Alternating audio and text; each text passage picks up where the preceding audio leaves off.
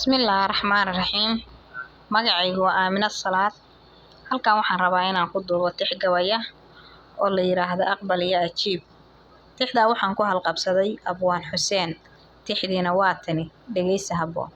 Hoyaalayey hoyaalayey hoyaalayey hoye iyo hoye hoyaalayey hoyaalayey hoye. Inkastoon albaabada u xirayoon iska badayay oon gabayadaydii ankirayoon afkaba duubtay Xuseenoo wada ooda iyo furay albaabkiye inaan eraya sheegana waan aawilahayaye aan baldhaho in badan baad xigmado iga sugayseene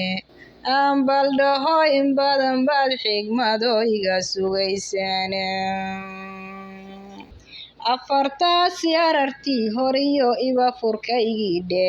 afar kalena aan sheego waa erayadaydiye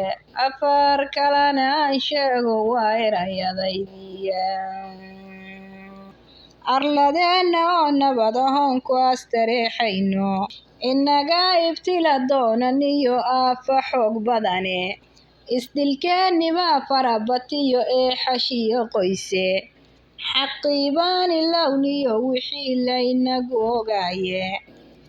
aafadaan inagu keennay bay eeday dunidiye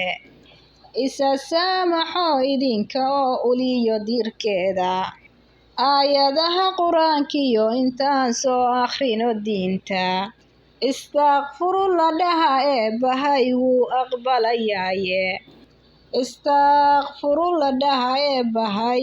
aqbalayaaye allahayow abaar baa dhacdo aastay noloshiiye arigii dhammaayo rabbow aarangeelnimaye iqliil weeye dhuuniga la cuno iibna lagu waaye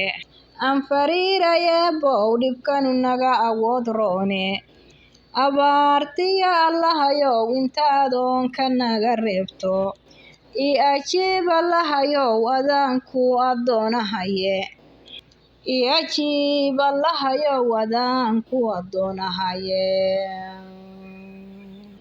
ilaahayow ilaah kale ma jiro adiga mooyaane adigaan adeer kula dhashiyo ehel u baahnayne awlaad ku adeegtiyo adaan ubad u baahnayne adigaa awood badan leh oon ku addoonahaye abaartiyo allahayow intaad oonka naga reebto i ajiib allahayow adaan ku addoonahaye